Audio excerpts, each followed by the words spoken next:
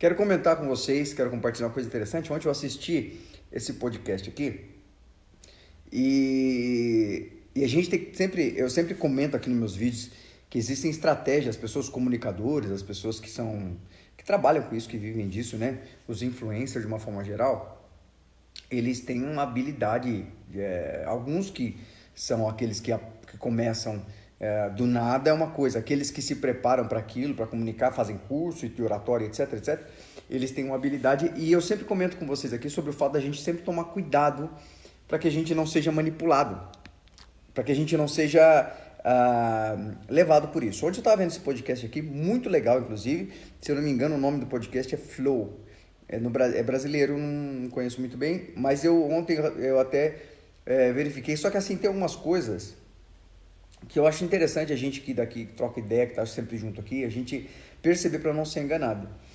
Foi convidado esse rapaz, inclusive eu já fiz um vídeo dele, né? Um vídeo com ele, na verdade, do que ele falou quando estava tendo ali a guerra com o Líbano, né? Esse rapaz e essa moça aqui, eles são descendentes de libaneses, ela inclusive eu acho que nasceu lá, e quando estava a guerra lá e tal, e teve uma influencer brasileira, muçulmana, que disse, não, ela tentando romantizar toda, como a gente sabe a história, a questão do islamismo, né, e ocultando, omitindo alguns fatos para não manchar a imagem, né, mas a gente sabe que hoje é impossível isso, né, porque a gente tem acesso à informação, e ele é xiita, ele da linha xiita islâmica. E ela dizendo, ela estava no Líbano lá e tal, falando que tá vendo? Estão falando que o Hezbollah é um grupo terrorista, que tá tendo guerra, que tá tendo não sei o que, aqui, ó, tô aqui em paz e tal. E ele ficou muito bravo, porque a família dele estava sofrendo com as questões da guerra, inclusive ele fala isso nesse podcast. E essa moça aqui, ela também é nascida, ela também é uma influencer, e esse senhorzinho aqui de cabeça branca segundo o que eu vi lá, parece que ele faz um trabalho com assuntos na internet sobre guerra, ele é um jornalista, alguma coisa do tipo. Muito legal, falei, muito interessante o que foi conversado ali, o que eles passaram ali, assim, muita informação muito legal. Eu não sei se você sabe, mas o Líbano é um dos lugares mais maravilhosos que eu conheci no Oriente Médio, eu acho que um dos, né? Mas é um dos, para dizer o único, lugar em que cristãos e muçulmanos vivem de boa, né? Vivem juntos, respeitando um ao outro, tal, que é o ideal, tá? Você vê geralmente uma mesquita de um lado e você vê uma igreja cristã do outro lado.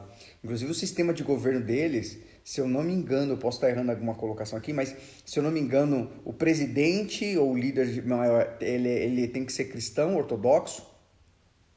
O líder do parlamento tem que ser um muçulmano xiita. E o líder da Câmara, alguma coisa, tem que ser sunita. Ou vice-versa, alguma coisa assim. Ele tem um sistema para manter o ambiente ali bem harmonizado. Mas o que eu queria compartilhar com vocês, que a gente tem que sempre tomar cuidado?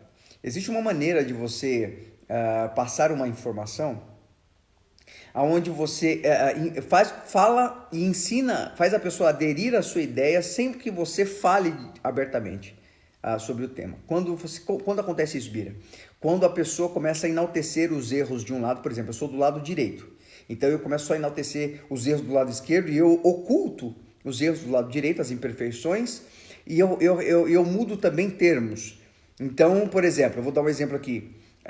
Essa moça, se eu não me engano, não sei qual deles, foi falar do Hezbollah. Hezbollah é um grupo terrorista que tem parceria, que foi alimentado pelo Irã, que tem parceria com Hamas, com ISIS, com outros grupos terroristas. É um grupo terrorista, gente, faz terrorismo, tá? E aí, quando algum deles for falar sobre o Hezbollah, em vez de falar grupo terrorista, ele usa um termo mais soft, para que na nossa cabeça não soe como algo agressivo. Fala terrorismo, você já, opa, mas daí eles usaram resistência armada. Eu não sei se você já viu, mas muitos políticos, muita galera da esquerda no Brasil, principalmente, no mundo, mas eu falo no Brasil por ser a realidade da galera aí, né, que assiste mais os meus vídeos. Quantas vezes você viu eles convidando, por exemplo, teve um evento em São Paulo que eles convidaram um dos terroristas, né, do Hamas ou de um grupo terrorista lá, e eles chamaram ele de resistência. A esquerda tem muito esse termo, resistência. Por quê? Porque o que eles chamam de resistência é alguém que faz uma oposição com atos radicais de explosão, de sequestro e de etc, etc. E eles falam que para minimizar isso aí, eles chamam de resistência. Eles estão fazendo isso porque é justificável essa atitude criminosa mas é justificável porque eles são resistência do movimento, eles estão se pondo contra o sistema. Isso soa muito bonito e empolga jovens, mas isso nada mais é do que terrorismo, né? Então, mas eles tentam justificar atos assim. Então, quando uma pessoa ela muda o nome, ela quer, na verdade, fazer com que você não ouça com peso, e você é justificável, né? Então, alguma das pessoas deles ali usava o Hamas, falava Hamas, o Hezbollah falava resistência armada. Inclusive, esse senhor, você vê claramente que ele é o cara de esquerda, assim, pelo menos o que eu percebi, a minha opinião. E ele, o tempo todo, ele mudava os nomes. Ele, inclusive, foi falado uma coisa ali que eu achei, assim, assustadora. Gente, quando a gente eu reprovo o terrorismo em qualquer esfera, em qualquer grupo, em qualquer ideia, não importa se é de governo, não importa, não tem, eu vou reprovar sempre o terrorismo é anti-humano, tá? Isso aí é nojento, é lastimável, ok?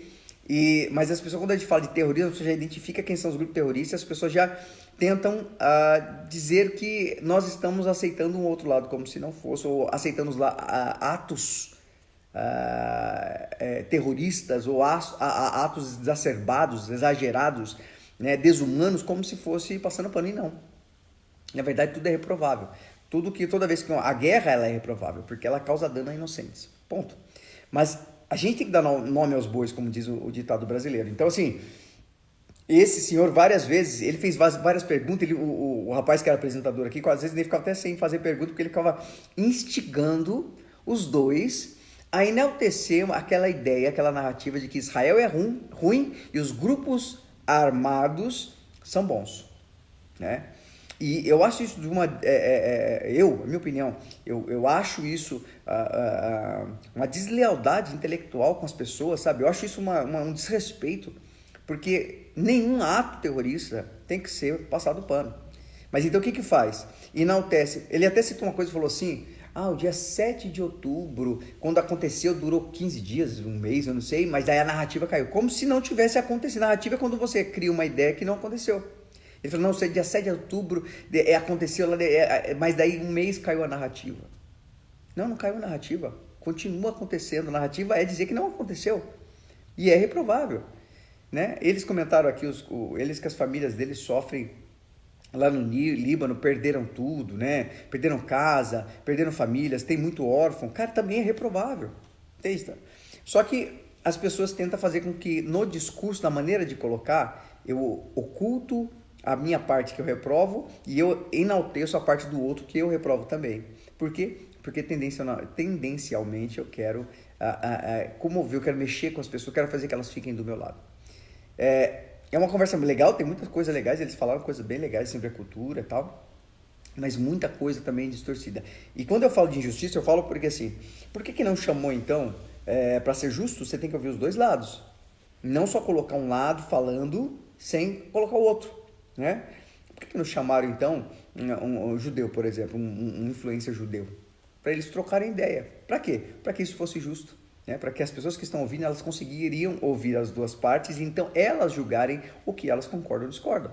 Agora, se eu tenho só um lado enaltecendo e o cara que era para ser, de repente, neutro, ele começa a enaltecer, a inflamar uma informação numa direção, isso eu achei muito, muito fora. Então, assim, sempre quando você ouvir, pensa sempre sobre isso. Quando começa a mostrar só o erro de um lado ou enaltecer um lado, né? E eu até entendo ela sofreu com a guerra e tal, e ela foi para Síria, depois foi para o Brasil muito novinha, então ela já nasceu com esse inflame de rejeição.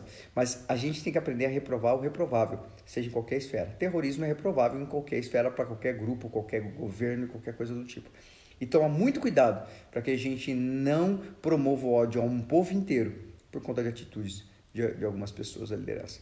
Tem partes muito legais, tem partes muito, muito boas mesmo assim, né, do que eles estavam ali falando, mas eu percebi isso aí e é importante a gente, sempre quando assistir ou prestar atenção, a gente ponderar com cuidado. E justiça é você ter a opção de você ver de forma isométrica dois lados e você decidir o que é importante ou não. Mas eu queria compartilhar porque isso é importante, é interessante para que a gente fique sempre atento àqueles que querem de uma forma ou outra, ou a intenção de algumas pessoas de nos cativar nas ideias.